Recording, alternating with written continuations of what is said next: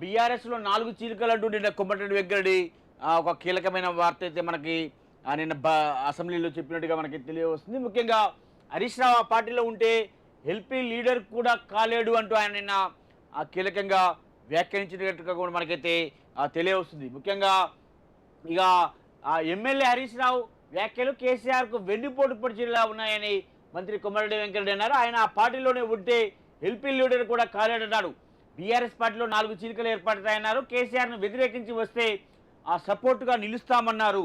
ఇక 20 మంది ఎమ్మెల్యేలతో హరీష్ నాయకత్వం వహించి లీడర్ కావాలని కోరుకున్నారు.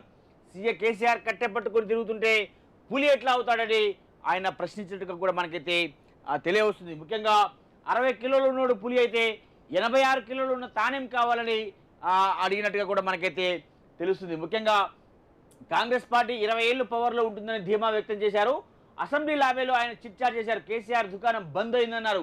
కాంగ్రెస్ని ఏమీ చేయలేడంటూ కూడా ఆయన నిన్న కీలకంగా వ్యాఖ్యానించినట్టుగా తెలుస్తుంది. ముఖ్యంగా ఈ మధ్యలో అసెంబ్లీలో అంటే కాంగ్రెస్ పార్టీ అధికార పక్షానికి ప్రతిపక్షానికి మధ్య కౌంటర్ ఎన్కౌంటర్లో ముఖ్యంగా పూర్తి బాధ్యతను హరీష్ రావు అయితే తీసుకున్నాడు. ముఖ్యంగా ఆయనకి ట్రబుల్ షూటర్గా ఒక మంచి పేరు కూడా ఉండడంతో ఆయన ప్రతి సందర్భాన్ని కూడా అవతలని ట్రబుల్ ఇరకాటంలో పెట్టే విధంగా ప్రయత్నాలు అయితే చేస్తున్నాడు. ముఖ్యంగా వాటిని తిప్పికొట్టే ప్రయత్నంలో కూడా అధికార పక్షం ఏమాత్రం తగ్గట్లేదు.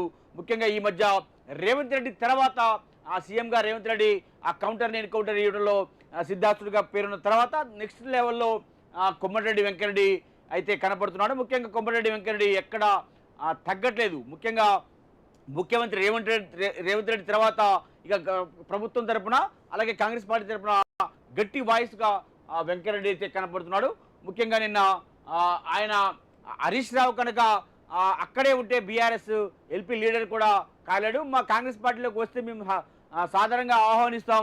ముఖ్యంగా నువ్వు 20 మంది ఎమ్మెల్యేలతో మా దగ్గరికి రా, నీకు ఒక సముచితమైన గౌరవాన్ని న్యాయాన్ని కూడా ఇస్తామంటూ ఆయన నిన్న కీలకంగా వ్యాఖ్యానించడం జరిగింది. అలాగే మొన్న నన్ను సీఎం చేయండి, నేను పూర్తిగా ఇప్పుడున్న సమస్యలన్నింటినీ పరిష్కరిస్తానని చెప్పి హరీష్ రావు అనడంతో కాస్త అది తీవ్రమైన వివాదాస్పద వ్యాఖ్యలుగానే మారినాయి. అంటే హరీష్ రావు మాటలు చూస్తుంటే కేసీఆర్కు ఎప్పుడో వెన్నుపోటు పొడిచేలాగానే కనపడుతున్నాడు. ముఖ్యంగా నెక్స్ట్ ఎప్పుడో అంటే ఈసారి కాకపోయినా ఇంకోసారికో ఫ్యూచర్లో కేటీఆర్ఏ కేసీఆర్ తర్వాత అంటే ఇప్పుడు ఈ ప్రభుత్వం తర్వాత ఇంకెప్పటికీ ఇంకో 10 ఏళ్ళకో కేటీఆర్కి ముఖ్యమంత్రి అయ్యే అవకాశం ఉంటుందని అనుకుంటున్న నేపథ్యంలో హరీష్ రావు మాటలు విన్న తర్వాత చాలామందికి హరీష్ రావు కేటీఆర్కి వెన్నుపోటు పొడుస్తాడేమో అనే ఆలోచనలో ఉన్నారు అంటూ కూడా మంత్రి వెంకరెడ్డి నిన్న అసెంబ్లీలో చెప్పినట్టుగా మనకైతే తెలియవస్తుంది.